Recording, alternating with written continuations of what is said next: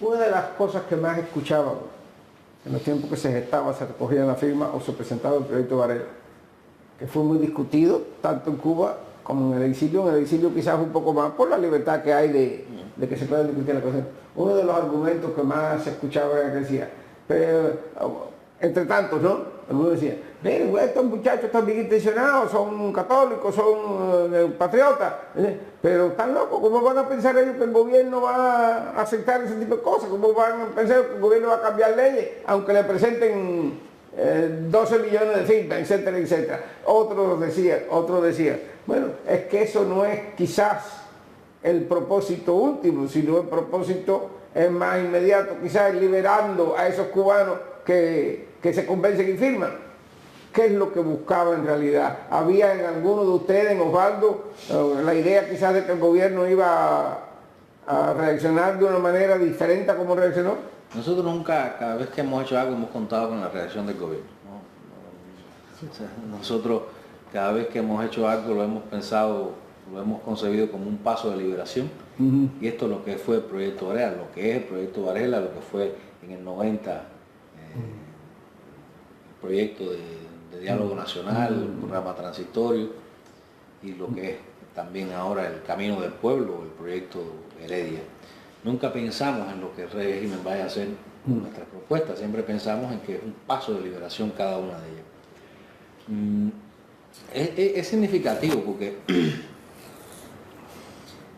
si vamos un poquito a la historia, digamos contemporánea, pues hay que acordarse que el sindicato Solidaridad terminaba cada uno de sus actos cantando el Internacional. Nosotros no, nosotros siempre fuimos muy definidos desde el punto de vista ideológico en nuestra proyección.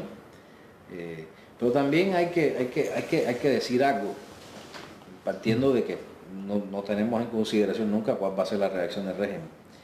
Cuando alguien en Cuba, y esto yo se lo ponía como ejemplo a un amigo mío, también preso político, que me decía esto, venía con este argumento o con esta visión, porque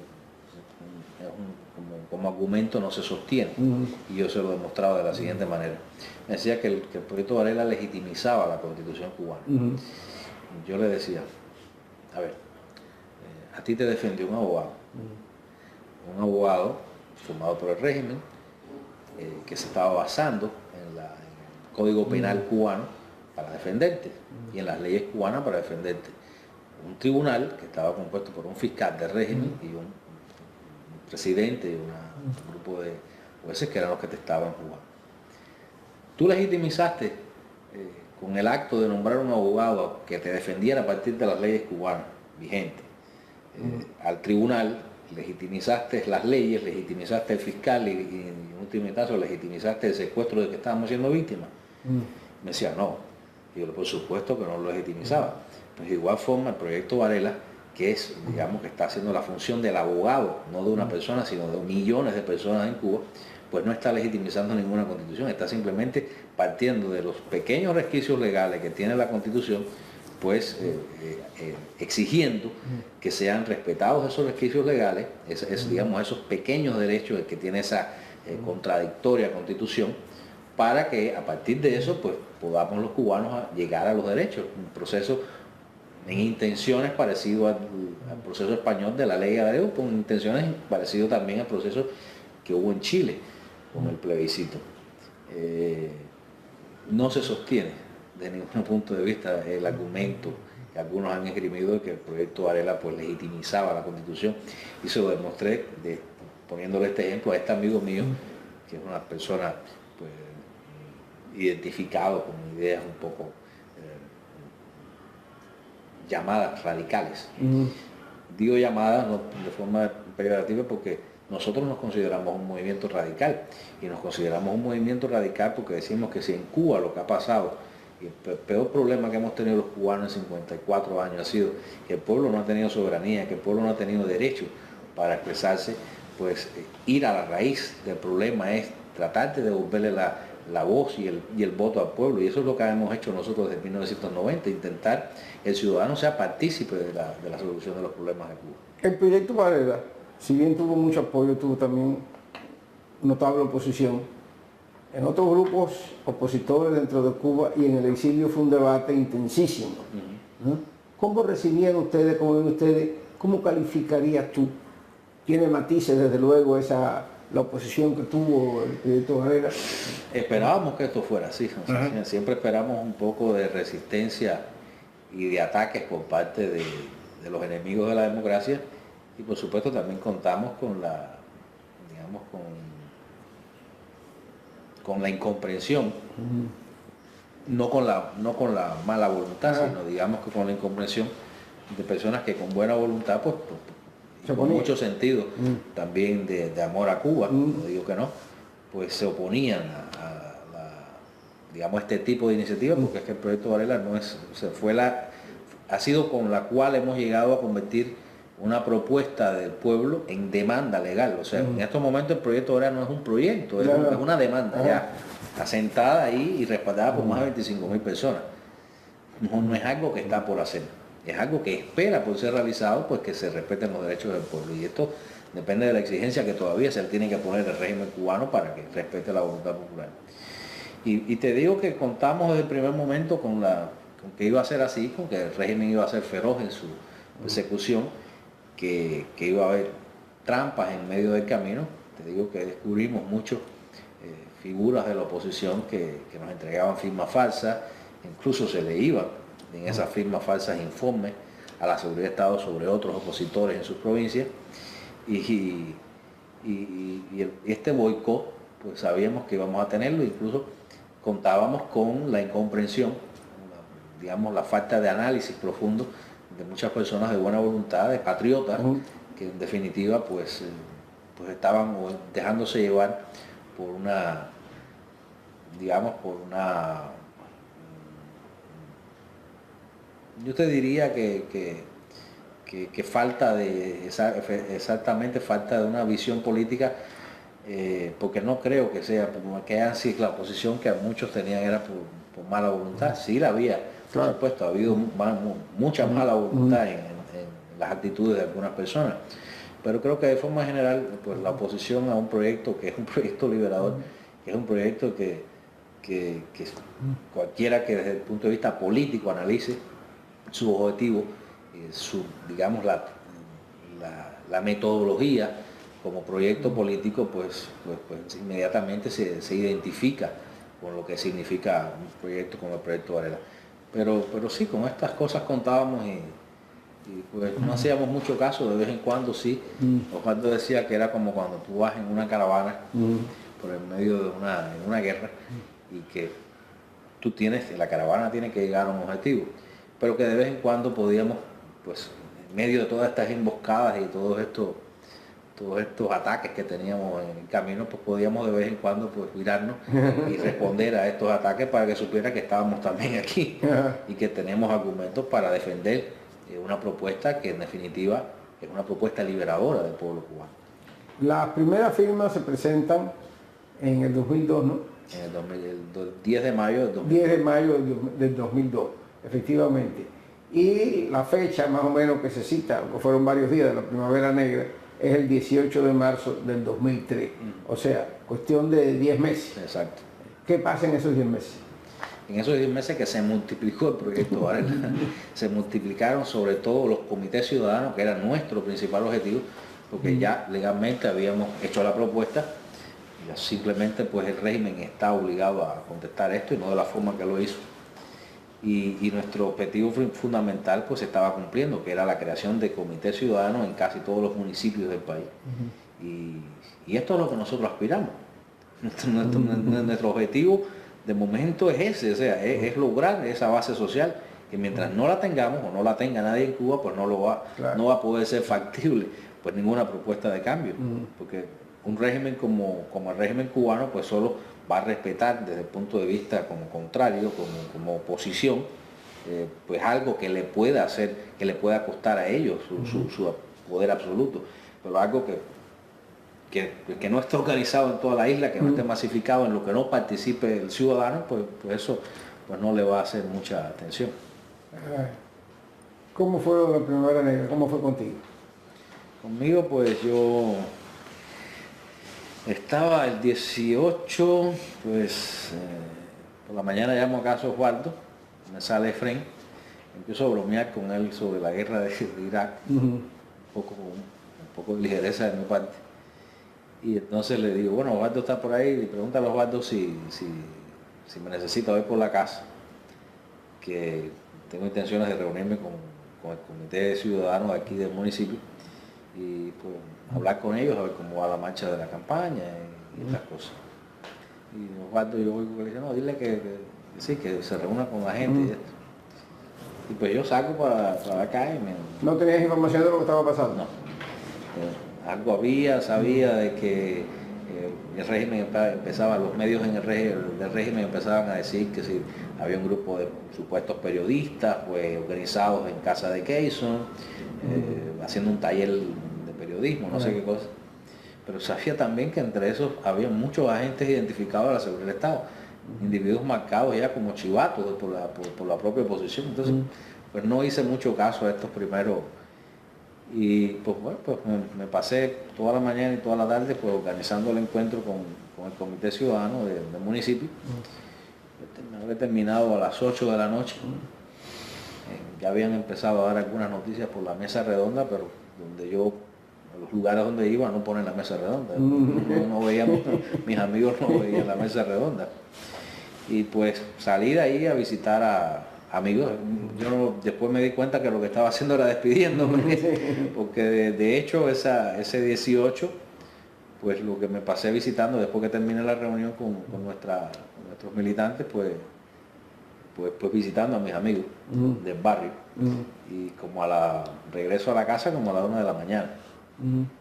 Y cuando regreso mi madre me está esperando y me dice, hijo, ¿no estabas metido? Estaba en casa de fulano, estaba en casa de Alejandro, estaba en casa de Luis.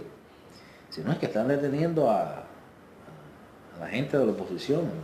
Pero ¿cómo que están deteniendo a la oposición? Sí, que estaban en casa de Keyson.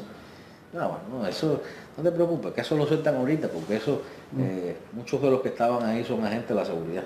Bueno, estaba Manuel David Orrio, estaba Baguel. Néstor Baguel. Exacto, y otros más. Sí. Y bueno, pues eso la tranquilizó un poco más a ella, yo me acosté a dormir. Y al otro día por la mañana llamo a casa de Osvaldo y en vez de Efraín es que me responde Freddy, Néstor Martín. Y ve, que tú haces tan temprano ahí y dice, oye, ven para acá que anoche detuvieron a Efraín. Digo, ¿cómo que detuvieron a Efraín? ¿Qué tiene que ver Efraín con lo de Keyson y los periodistas y el taller? Y dice, no, ven, que no están deteniendo a los del taller, están deteniendo a todos los gestores del proyecto Varela. Ahí ya pues fui para casa de Osvaldo, llegué, Osvaldo no estaba, Osvaldo estaba con Tony, visitando a la familia de los primeros detenidos, a casa de Pedro Pablo, fueron a la embajada de Holanda, por ejemplo, y pues nada, estuvimos todo el día en la casa pues recibiendo las informaciones, y ya el día 19 de otros activistas que estaban siendo detenidos, respondimos a las preguntas de algunos periodistas. Y pues por la noche pues, teníamos intenciones, un amigo de Osvaldo y yo teníamos intenciones para que el ambiente fuera un poco más distendido en la familia, pues llevar a los muchachos al estadio del Cerro, ahí a ver el juego de los industriales. Pero cuando regresa, yo me pongo a hablar con Tony. Tony estaba exhausto, ya iba a ir a su casa un rato a bañarse, a asearse, a comer. Y bueno, ahí nos despedimos Tony y yo. Cuando voy para la casa de Osvaldo a comerte lo que Ofelita había preparado para irnos para el estadio. Osvaldo no iba a ir yo y otro amigo, la familia. Llama a Jenny, la hija de Tony. Rosa María coge el teléfono y dice, Rosa, dice, no, espérate que te voy a poner con Regi. Y cuando yo la oigo, pues Jenny estaba llorando y me dice, me han detenido a mi papá, están haciendo un registro aquí en la casa. Yo trato de calmarla, pero ya sabíamos ya que venían ya completos contra nosotros, ¿no? Se suspendió, por supuesto, el viaje al Latino. Llegó un periodista español que luego, pues, no sé por qué, pues, tendrá algún día que explicar esto, pues se ha dedicado a difamar a la oposición cubana. Estuvo un rato ahí con nosotros esperando que nos detuvieran, ya la vigilancia era pues, en la puerta misma de la casa de Osvaldo, y lo que estábamos esperando era que asaltaran la casa, porque pensábamos que lo que iban era a ocupar la firma que ya teníamos ya. Y bueno, pues pasó esa noche, yo me quedé en casa de Osvaldo, me quedé en casa de Beba, mejor dicho, porque era donde estaban las firmas, y yo dije, bueno, me voy a quedar aquí por si pasa algo, pues la casa de Osvaldo estaba a media cuadra. Y al otro día salimos por la mañana él y yo, fuimos a casa de Tony, fuimos a casa de Ricardo Monte, queríamos movernos con Ricardo, con la moto, pequeña moto que tiene Ricardo, pero cuando vimos la persecución que teníamos, pues decidimos seguir solo y no afectar a Ricardo. Pero fue una persecución con todos los medios, con todos los recursos, y fue todo el día así. Cuando llega un momento que me dice, voy a convocar al movimiento para llevarlo, para ir todos frente a Villa Marista. Y yo le dije, mira, Osvaldo, a mí me parece que si no te das cuenta, esto que está pasando es precisamente contra nosotros. Ellos están intentando pues eliminarnos, borrarnos del mapa a nosotros. Y creo que el objetivo aquí pues es el que quede en libertad, pues a tratar de salvar el movimiento, tratar de salvar el proyecto. Y bueno, a los que nos toque ahora, pues, ¿qué le vamos a hacer? Nos tocó. Y le digo, bueno, yo me siento raro ya que a esta altura no me hayan detenido, ¿no? Porque tal vez porque ando contigo no lo han hecho. Pero bueno, aquí es que nos toque, pues ya esperaremos tiempos mejores. Él estaba muy tenso ese día, estaba muy preocupado porque él pues sufría cada una de estas detenciones como suya, sabía lo que podía pasar. Y nunca había Osvaldo tan angustiado como esa vez. Y eso me dio una dimensión de él, como de su responsabilidad, de su compromiso, de su digamos, de su nivel humano, ¿no? El dolor que estaba sintiendo en esos momentos por lo que le estaba pasando. ¿Se sentía quizás un poco responsable de la suerte de ustedes? No tanto responsable, porque cada uno es responsable de su propia vida y de los pasos que da, pero sí ese dolor que sienten los espíritus elevados por el dolor ajeno, y esa necesidad de él desde ese momento, esa responsabilidad de él desde ese momento, aunque te repito, él no era responsable de aquello, la represión la desató el régimen. Claro. Y la represión fue desatada contra personas que estábamos comprometidos, que sabíamos perfectamente que a pesar de que estábamos trabajando en el marco legal, podíamos ser víctimas en cualquier momento del zarpazo de un grupo como el régimen cubano. Pero él estaba sufriendo eso y fue para mí muy, ya cuando llegamos a la casa de Beba, pensamos que durante ese día pues, teníamos todavía la esperanza de que todo fuera una de las recogidas más estas que hacen en la oposición, que te tienen por 72 horas, 73 horas, 70 horas, o 24 horas, y luego cada uno para su casa, ¿no? Con una amonestación y ya. Pero cuando llegamos a casa de Beba, Freddy, que había estado todo el día ahí, pues nos han seguido deteniendo a más activistas y líderes, y decimos, bueno, esto ya es completo, esto no es una... Y ahí pues yo le dije, bueno, voy hasta mi casa. Habíamos ido a la embajada de Suecia, fuimos a la embajada de España, fuimos a la embajada de Holanda, fuimos a casa de algunos activistas, fuimos a alguna iglesia. Y ¿Evitaba y evita el movimiento cristiano de liberación demasiado contacto con la sección de interés de Estados Unidos, con la imagen que ha pretendido dar el régimen mismo de que la oposición es una hechura de la sección de interés y demás? No, de ninguna manera. Incluso creo que solo puede decir Michael Pavlik, que fue pues, representante en Cuba en el periodo que nosotros estuvimos detenidos. Las relaciones con Osvaldo eran familiares. Eran familiares, incluso él siempre narra con mucho cariño la anécdota de que su primera Navidad en Cuba fue Osvaldo, quien le regaló el pesebre porque no le habían dejado todavía pues, llegar el suyo.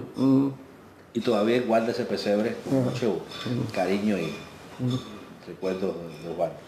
Lo que simplemente nosotros no vamos a la embajada americana ni vamos a ninguna embajada pues, pues digamos, a hacer vida social. Ajá. Nosotros vamos cuando hay necesidad de ir por algún tipo de urgencia, cuando hay algún tipo de contacto, cuando viene algún representante político, congresista, gobernador o del Estado americano, o del gobierno americano, que pues, con todo el derecho del mundo, Claro. pues viene a interesarse por la sociedad cubana, por la realidad cubana, y para esto pues se interesa también en la opinión digamos, de un sector de la población cubana es marginado por el régimen, que por el gobierno cubano. Y nosotros con todo el derecho del mundo también hablamos no solo con esos representantes, sino con eurodiputados, con diputados europeos, con todo aquel que venga a acercarse a Cuba, pues a interesarse y a saber en qué es lo que pasa dentro de la isla. Volvamos a la noche de tu arresto, el día de tu arresto. Has hecho este recorrido con Osvaldo, llega un momento que dice voy a mi casa. Le digo, voy a mi Esto es 20 de marzo ya. Esto ya es el 20 de marzo, le digo, Osvaldo, voy hasta la casa a bañarme y a comer algo y a ver a mis padres que deben estar preocupados. Y me dijo, no, quédate aquí porque esta gente está en una fiera y te van a detener a ti también. Bueno, man, si me van a detener, que me detengan ya, porque es que esto... Claro.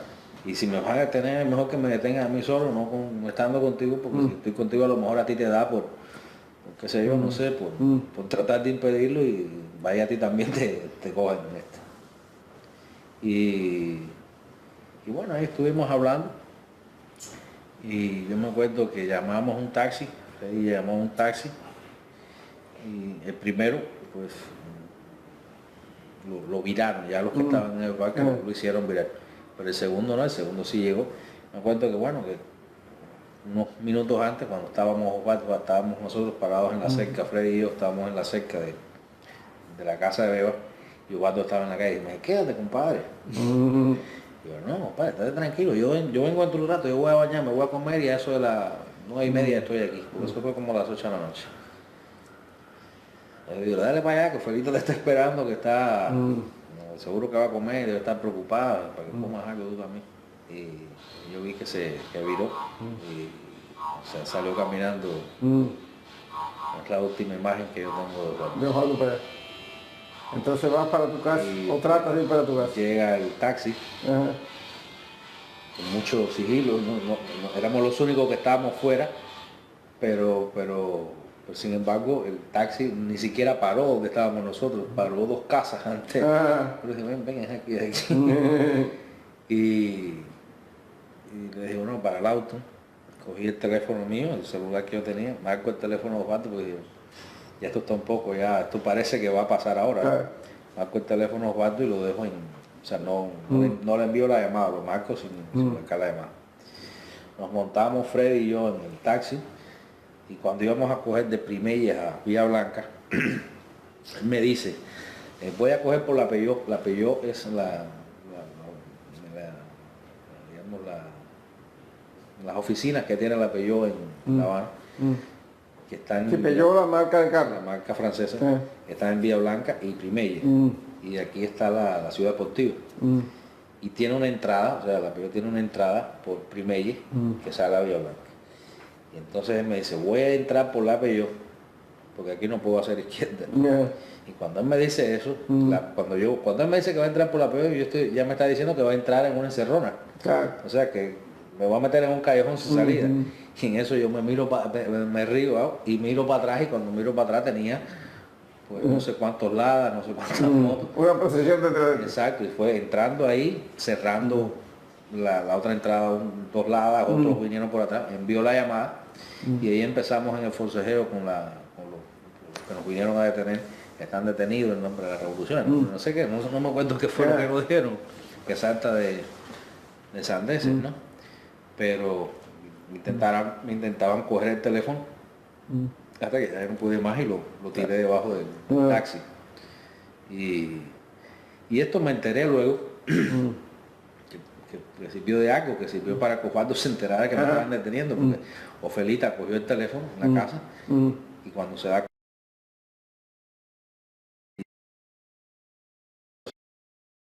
sin marcar la llamada.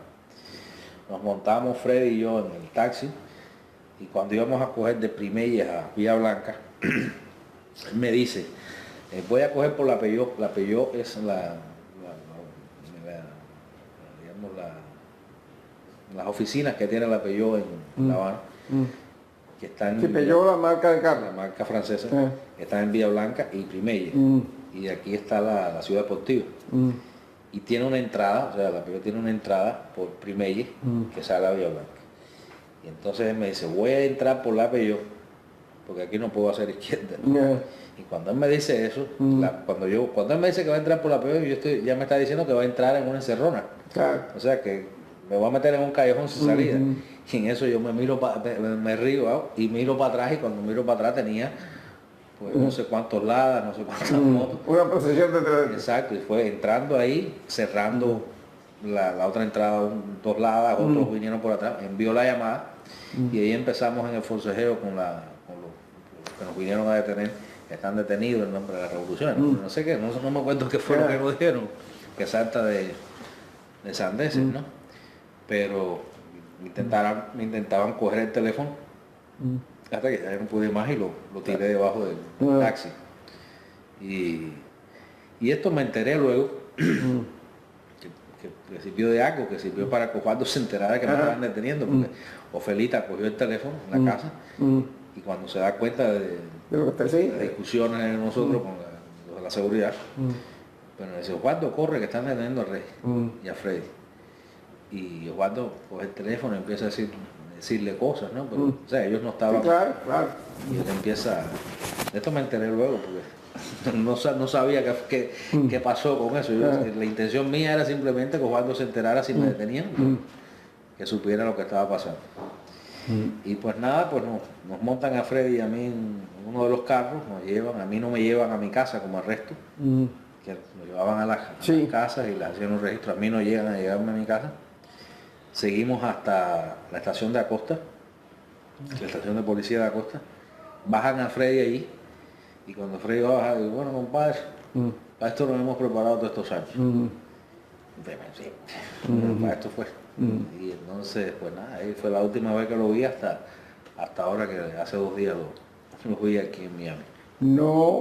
No te llevaron en ningún momento a tu casa entonces. No. De ahí de Acosta seguimos para Villa Marítima y me dejaron en Villa Marítima. En Villa Marítima. Bueno, después del juicio te condenan a 18 años. A 18 años. Me piden 18 años y me echan 18 años. ¿Cómo fue los 8 años más o menos de cárcel? ¿Estuviste en Ariza? Estuve en Kilo 8, estuve en Ariza, pasé por la Pendiente de Santa Clara, por Ahuica, por Guanajay. ¿Por qué tanto traslado de prisión? Bueno, no sé, tal vez que ellos pues estaban tratando de impedir más que nos asociáramos a la población común, que es muy voluble, pues digamos a la guarnición y a los propios oficiales de prisiones, que en muchos casos pues sí llegaron a simpatizar honestamente con nosotros y teníamos incluso llegamos a tener relaciones, pero yo saqué 2 libros de prisión y otras cosas que en el camino. Denuncias que lograban sacar, todo aquel tipo de cosas. Mientras tanto, tu familia. Pues mi familia, como toda la familia, sufriendo por lo que estaba pasando. ¿Tus hijas estaban en Cuba? Mis hijas estaban en Cuba, creciendo en una edad. Mi hija mayor acababa de cumplir 15 años y mi hija menor tenía 13 años. ¿Había un ritmo de visitas? Las visitas fueron variando desde 4 meses hasta allá al final, que eran ya cada 2 meses.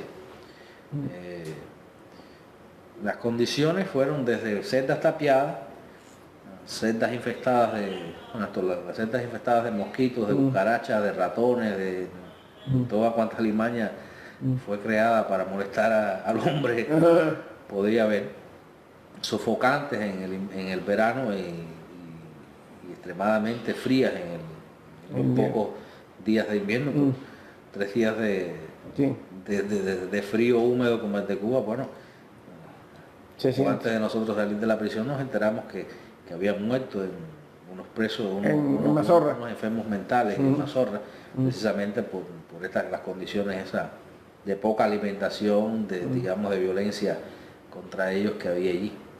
¿Podías tener algún tipo de comunicación con Osvaldo, con alguien de movimiento? Hubo un momento en que me trataron de impedir que hablara por teléfono con Osvaldo, incluso que hablara por teléfono en mi propia casa. Y entonces yo dije, bueno, pues si yo no puedo hablar, pues hoy, pues a estos números, pues no voy a hablar más por teléfono. Y entonces, digo yo, la estrategia de ellos, ¿no? Ellos siempre pues venían y te decían, pues entrégame las cartas abiertas, la correspondencia y yo pues no escribo.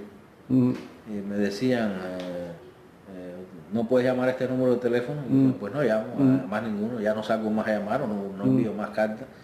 O en uno de los 5 días que tomábamos a la Semana del Sol 1 hora, pues decían que no había... ¿5 días cada qué tiempo? 1 hora todos los días, de lunes a viernes. Y por ejemplo decían, pues, hoy no hay quien te saque a tomar el sol. Cuando me lo hacían 2 veces decía, no, ya no quiero tomar más sol. Y entonces había periodos que pasaba meses y meses y meses sin salir al sol. Pero era una decisión personal mía, en la que intentaba pues decirles a ellos que si su intención era pues doblegarme digamos, limitarme en las pocas cosas, porque para cualquier prisionero tomar el sol es pues, estimulante, pues, tener correspondencia, escribirle a sus seres queridos es estimulante, hablar por teléfono con los seres queridos es estimulante, es muy importante. Pues si la intención era pues digamos que intentar doblegarme por la falta de algunas de estas necesidades, vamos a decir, y de incluso derechos de los prisioneros. Y bueno, si tú quieres que yo renuncie a uno, no, yo renuncio a 2. Tú me quieres quitar un día de sol y yo te doy meses sin salir del sol. Algo como lo decía el campeador más o menos. Y entonces, ¿qué tú quieres? Pues, y yo tenía un horario, también he tenido más o menos mi vida así, pero intenté llevar mi vida así también en la prisión. Y es que yo dormía por la mañana y me pasaba toda la madrugada despierto. O sea, traté de hacer sin estridencia, con mucho respeto hacia todo, desde el preso más infeliz y más víctima hasta el general que fuera allí a visitarnos más encumbrado, pues traté a todos con respeto, defendiendo siempre nuestra dignidad, siendo irónico cuando ellos eran hipócritas con nosotros y siendo, digamos, que generoso cuando alguno de ellos tenía algún problema personal y no los comunicaba. Logras publicar 2 libros mientras estabas en prisión. Yo conozco uno, un poemario, no sé si el otro también es poesía. ¿Ya tú sabías que Regis Iglesias era poeta o lo descubres en la prisión? Yo cuando era adolescente escribía, los 80, a mediados de los 80, pero era una poesía que la escribí y la incineraba al momento. Y pues tenía esta intención también durante los 90, pues continué escribiendo, pero para mí. Son poemas que fui acumulando, que ahora los tengo medio recopilados ahí en un volumen, que no he editado, ni mucho menos, ni se ha publicado. Pero sí, me gustaba este tipo de... ¿Qué pasa en la prisión cuando un preso político, como tú, logra publicar un libro afuera donde pues demuestra de alguna manera que los barrotes no son tan efectivos? Bueno, supongo que de alguna forma ellos sentirán de que su cerco hacia la persona no es todo lo efectivo que quisiera, pero sobre todo que su intento de doblegar a la persona tampoco es eficaz.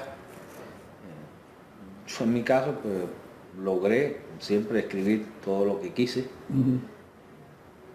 Afortunadamente pude publicar estos 2 libros de poesía y algunos artículos que sacaba, que enviaba a Ofelia y a Osvaldo. Y yo, a pesar de las condiciones que teníamos en la prisión, digamos, de todas estas realidades negativas con las que teníamos que enfrentar, pues yo me sentí una persona normal, me sentí una persona libre, que intenté hacer pues lo más normalmente que pueden llevarse los días, que en una prisión, en las condiciones también en las específicas que nosotros estábamos, no solo nosotros, en las condiciones que están todas las prisiones cubanas. A raíz precisamente del presidio de ustedes y de las condiciones que tenían, surgen las damas de blanco. ¿Cuán importante ha sido este movimiento? Yo creo que es muy importante y que es, en primer lugar, yo no creo que, bueno, a raíz de nuestra detención, pues sí, como tal, el grupo numeroso, en muchos años no había habido, digamos que unas detenciones masivas, como en el caso de nosotros. Y creo que esto pues dio, digamos, el inicio a la demanda de las damas de blanco, que simplemente era la mayoría de familiares de la mayoría de los 75, esposas, madres, hijas, que con mucho valor, pues siempre, y sin ninguna intención política, pues simplemente estaban reclamando pues la libertad de sus familiares encarcelados justamente. Recuerdo que habían 20 presos del Movimiento Cristiano de Liberación, que habían 42 gestores del proyecto Varela, y pues esto pues fue en un inicio la base de las damas de blanco.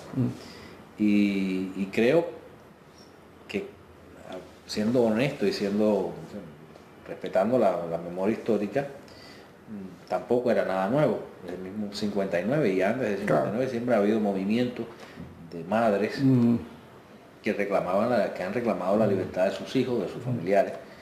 Y creo que las damas en este caso ha sido una continuidad, fue en un momento determinado continuidad, lo sigue siendo ahora, de este reclamo de familiares víctimas digamos, de la violencia ejercida contra sus seres queridos.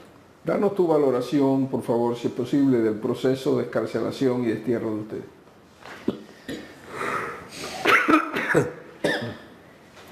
Nosotros no esperábamos que las cosas se llegaran a desencadenar en la forma que se desencadenaron. Es cierto que en un momento determinado, pues, la mayoría de las esposas de las familias de los 75, pues hicieron gestiones ante el cardenal Ortega para, primero, que se parara la represión contra ellas, que era brutal, estábamos viendo imágenes en Cuba, pues, como las que se podían recordar en el Haití de la dictadura, donde los tontos Macus pues masacraban y golpeaban a mujeres y niños indefensos sin ningún tipo de piedad. Y lo que estaba pasando en esos momentos con las damas era algo pues más allá de cualquier tipo de... Sucede lo de Zapata. Sí, la muerte de Orlando Zapata. La muerte de Zapata, que yo diría que fue un asesinato no cometido el último día, sino que fue un asesinato cometido en su estancia en Camagüey, sobre todo, que fue donde le negaron el agua. Y esto fue lo que provocó irreversiblemente su salud pues, se quebrara. Después pueden haber renunciado, que hicieron todo el esfuerzo. No voy a poner en duda esto, aunque sí lo podría poner. Pero el hecho es que ya le habían provocado la muerte, no el día final. Un grupo de madres y esposas de las damas de blanco que pudieron conversar con el cardenal Ortega, pues, llegaron en un momento a decirles que por favor que gestionara nuestra libertad aunque fuera con destierro. Esto fue lo que pasó. Fue muy conveniente también para el régimen esta salida. En prisión estábamos las personas que habíamos, unas cuantas, la mayoría de los que estábamos en prisión habíamos sido del grupo fundamental que habían logrado organizar o llamar a organizar a más de 25.000 cubanos para que les mandaran al régimen cambio.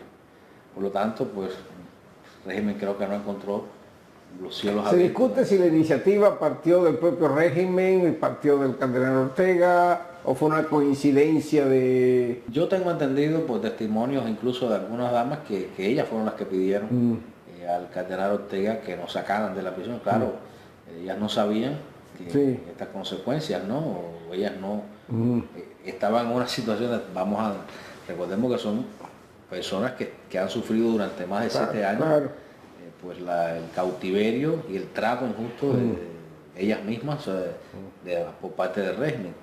Por lo tanto, pues nadie se va a oponer a que los presos salgan no solo de la cárcel, sino del país.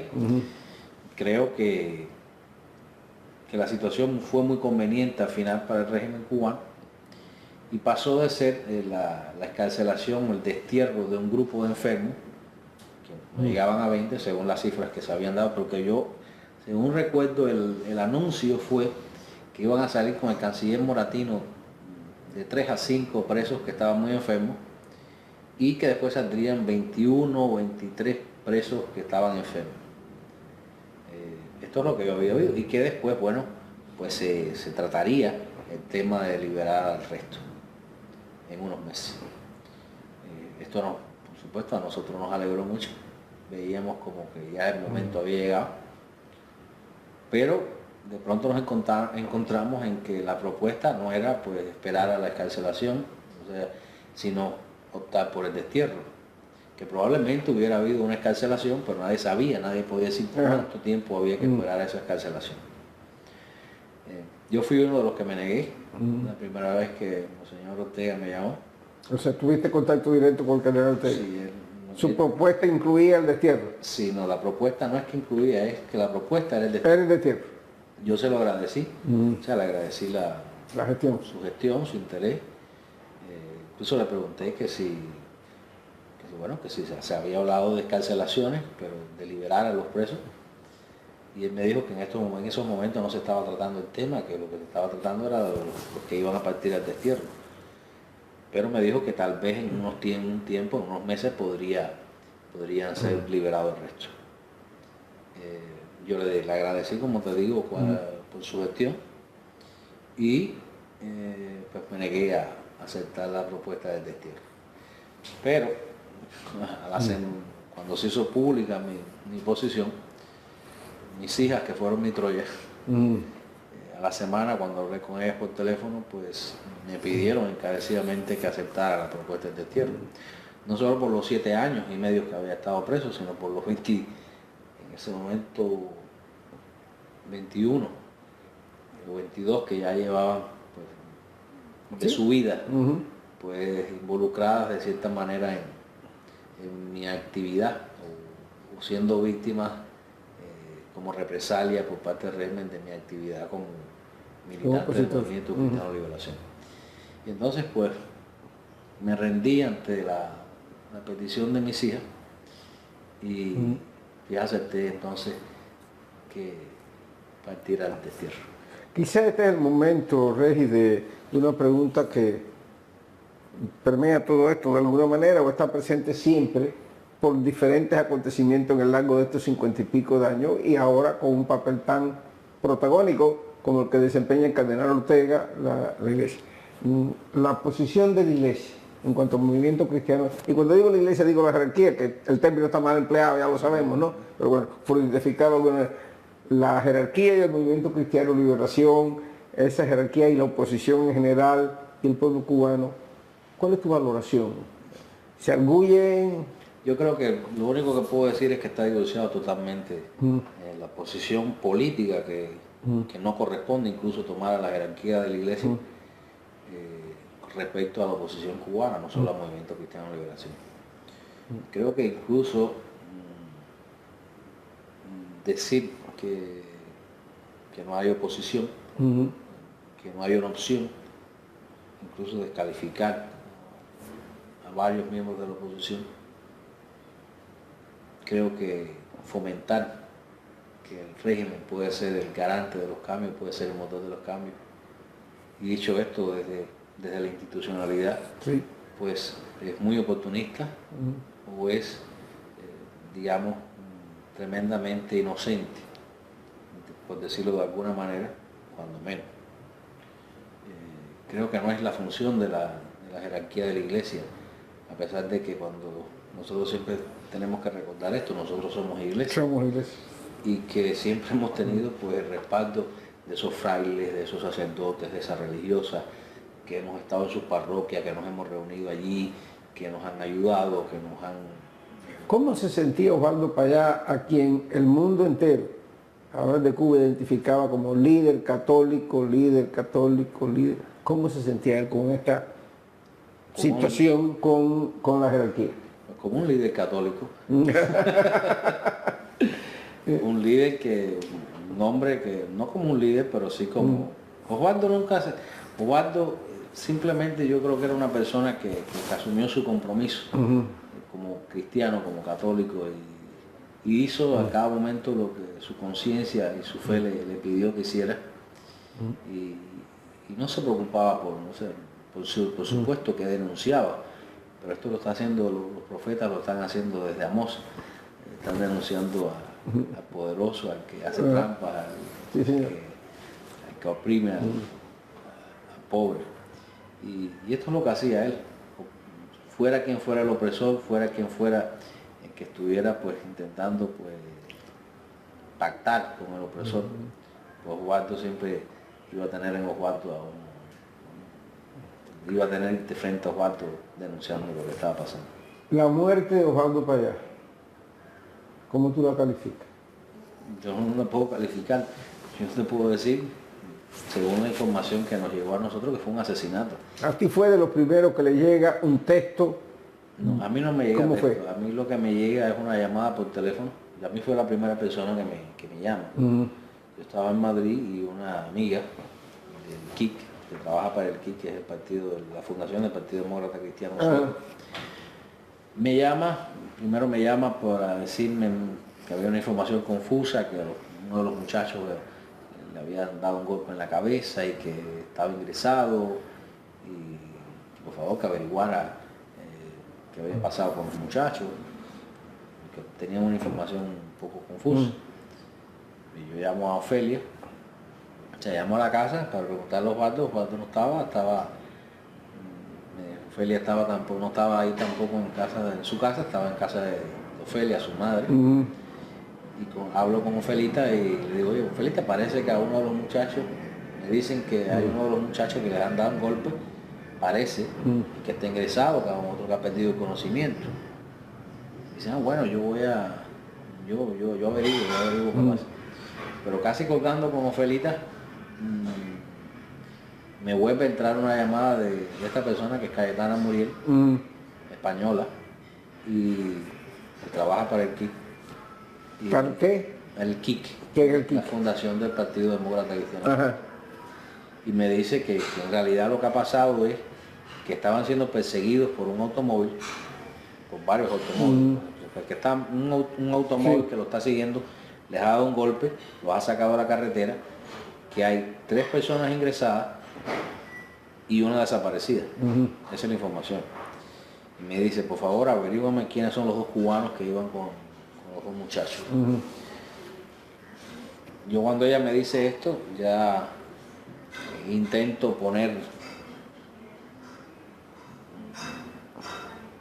empiezo a sentir que las cosas no están bien, pero me resisto a que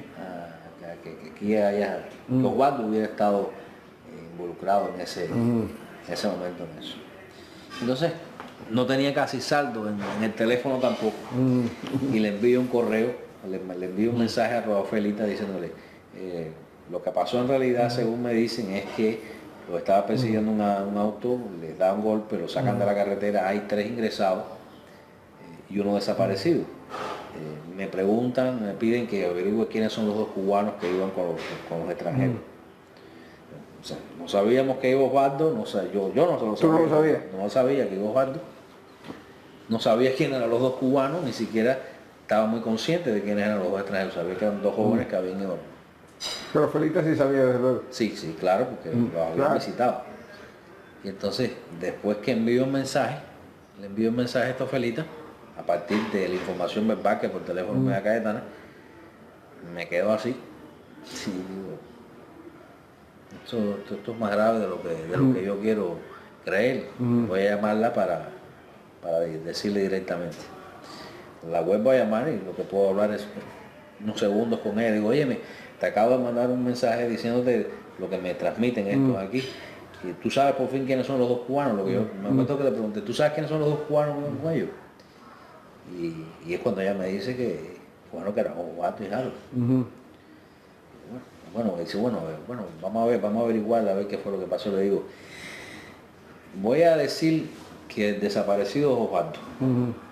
Y digo, ¿tú quieres que ponga esto en la página nuestra del movimiento? Y ella me dijo, sí, ponlo en la página. Digo, mira, voy a decir que Osvaldo está desaparecido, pues si hay uno desaparecido, les voy a decir que es Osvaldo. Claro. Incluso Sí. para llamar más rápido la atención sobre Claro. el asunto. No sabíamos lo que había pasado. Mm. Y bueno, puse esa información en la página del movimiento, llamo por teléfono al rato, vuelvo a llamar por teléfono y me sale Rosa María y digo, bueno, dime algo. Y dice, Regi, llamé al teléfono de mi papá, el teléfono que tenía mi papá. Y la persona que salió me dice, el dueño de este teléfono ha fallecido. Oye, mataron a mi papá. Digo, no, chica, no le hagas caso a eso seguro que te lo dijeron para preocuparnos, para decir, oye, Regi, que mataron a mi papá. Digo, bueno, está bien lo que te hayan dicho, pero no vamos a aceptar eso hasta que ustedes no vean. Y bueno, ya empezaron enseguida a venir informaciones en este sentido, empezaron alguien que sabía mucho de lo que estaba pasando, para dar detalles, y nosotros no aceptamos esto hasta que, pues, gente del movimiento, amigos del movimiento, Lo confirmo. sacerdotes, pues estuvieron allí y vieron el cuerpo de Osvaldo. Y estos son las personas que luego, pues, escucharon muchas cosas porque pudieron entrar al hospital antes de que lo militarizaran, y pues tuvieron las versiones frescas incluso de la policía cubana de lo que había pasado, y esto pues nos confirmó de que había sido un asesinato. Porque a mí no me llaman para decirme que han matado a Osvaldo. Claro. A mí lo que me llaman es para decirme que un carro les ha dado por atrás, que los ha sacado de la carretera y que hay 3 ingresados y 1 desaparecido. Ya. Pero no me dicen que era Osvaldo, ni que han matado a Osvaldo, ni que tuvieron un choque, un árbol, ni mucho menos. Lo que me dicen es que averigüe qué es lo que ha pasado. O sea que desde el primer momento lo que tengo aquí es que no ha habido tal accidente, sino que ha sido Un golpe. un acto deliberado. La información fue que recibieron un golpe. Ajá. No sabíamos quién era, o sea, yo no sabía quién era. Los cubanos que iban en el automóvil, no teníamos más que esta información que nos dan. Por eso es que luego empezamos a recibir otras informaciones y todo pues va pues concatenándose y llegamos a tener toda la información de lo que pasó. Que no podíamos decirla, que no teníamos acceso a los SMS que desde el teléfono Aaron Modi había enviado o Ángel Carromero había enviado a Suecia y a España. ¿Por qué? Porque había habido un pacto, un compromiso para tratar de primero sacar de Cuba al sueco y luego supuestamente a Carromero. Luego de esto sí, fueron entregados poco a poco, nos empezaron a entregar los SMS, las capturas de pantalla de los SMS, pero también lo primero que hizo Ángel cuando llegó a España fue llamar a Carlos Payá y decirle, Ángel, Carlos, tengo mucho dolor por lo que ha pasado con tu familia. Lo primero que te quiero decir es que esto no fue un accidente. Nos dieron un golpe y nos sacaron de la carretera. Pero tampoco le dieron un golpe, los hicieron impactarse contra un árbol. Este montaje que ha hecho el régimen presentando pues una supuesta secuencia donde un automóvil entra en una grava y choca contra un arbolito más estrecho que eso, tiene digamos que ese impacto que tiene el carro, es que eso no pasó.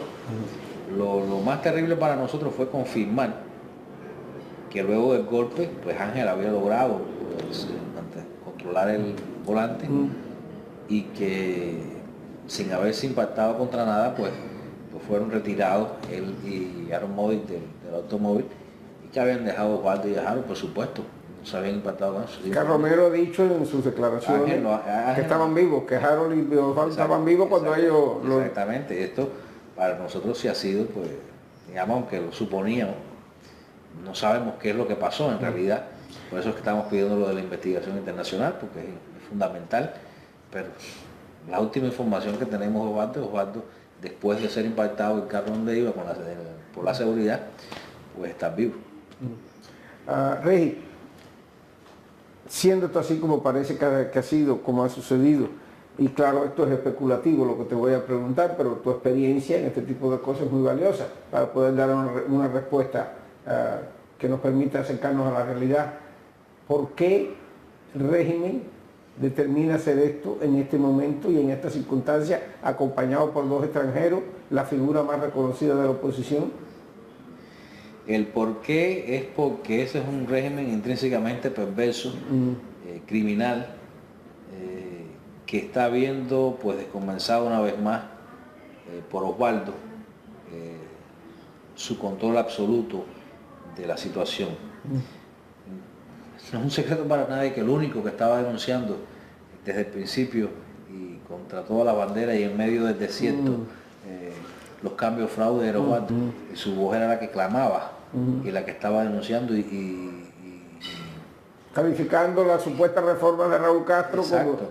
Y desenmascarando cada uno de los pasos que tanto desde el régimen, con apoyo de algún sector privado del exilio cubano, como de la jerarquía y sectores dentro de, auspiciados por la jerarquía católica de la iglesia en Cuba, pues han venido pues conformando todo esto, y también con el apoyo de muchos empresarios y muchos intereses extranjeros en Cuba.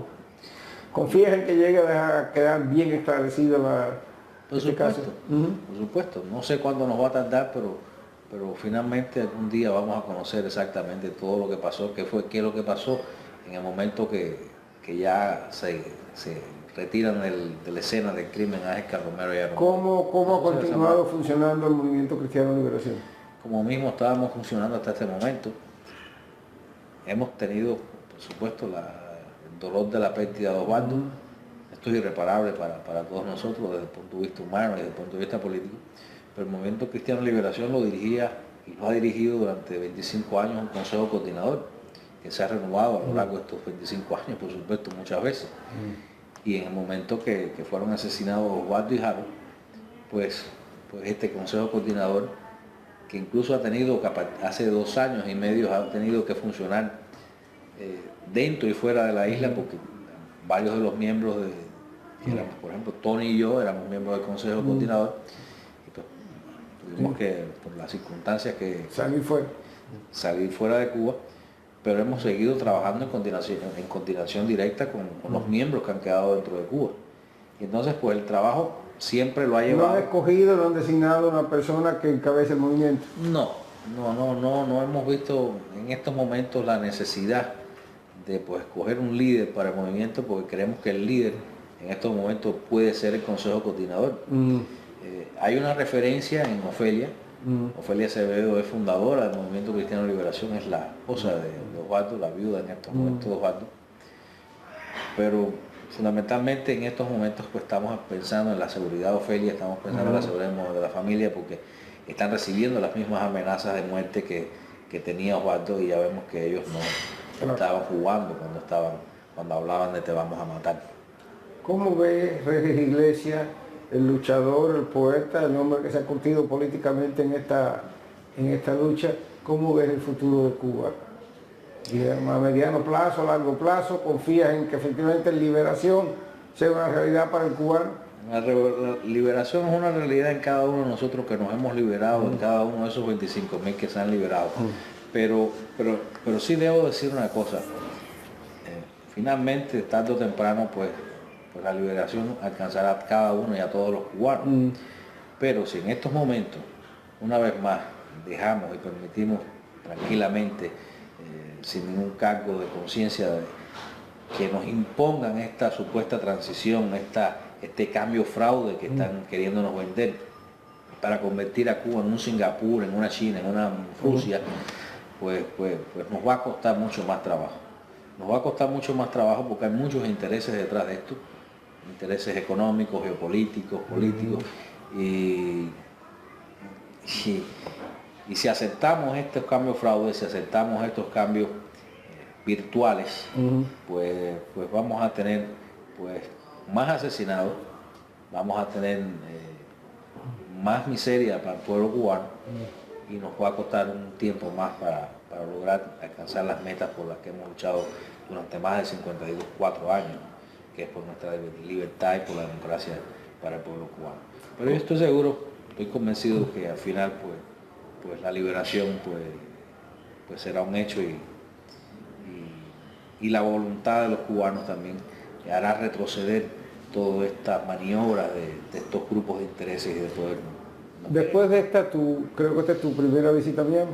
No, mi tercera. Tu tercera visita a Miami, pero esta ha sido la más, digamos, de actividades más públicas, más medios de prensa y demás. ¿Cuál es tu valoración? ¿Cómo ves en este momento la coordinación o la colaboración o los vínculos entre la oposición interna y la externa, el papel del exilio? Yo creo que pese a la confusión que puede haber en muchos casos, en estos momentos hay yo veo un espíritu de unidad en la oposición, veo un compromiso y un darse cuenta en muchos sectores de que es insostenible seguir permitiendo que nos estén vendiendo que estos cambios fraudes en las narices y que continuemos desunidos. Yo creo que los cambios fraudes es una industria que es muy poderosa que está detrás de todo esto y está empujando. Y es probable que estos cantos de sirena pues sean atractivos para algunos, quizás para muchos, más de lo que para nuestro gusto pueda ser. Pero creo que de forma general hay una conciencia de la necesidad de unir voluntades y de cerrar filas entre los demócratas cubanos, todas estas generaciones que han luchado por más de 54 años por la libertad de Cuba, y creo que el camino del pueblo, este camino que había trazado Osvaldo con muchos líderes y activistas dentro de Cuba, pues es la solución, es una de las soluciones más viables. Y me gusta pensar que este nuevo rol de Osvaldo desde el cielo pues sea efectivo, y estoy viendo que tengo la impresión de que comienza a ser efectivo en el sentido pues de unir a los demócratas cubanos, en el sentido de decir no vamos a aceptar estos cambios fraudes, no vamos a aceptar todos estos cambios virtuales que ustedes quieren vendernos, y vamos a trabajar juntos por nuestros derechos, por nuestra liberación. ¿Qué es lo más importante que se le puede decir a los cubanos en estos momentos? Lo más importante que se le puede decir a los cubanos, dentro o fuera de Cuba. Dentro y fuera de Cuba. Todos cubanos, todos somos hermanos y ahora vamos a trabajar por la libertad. Gracias.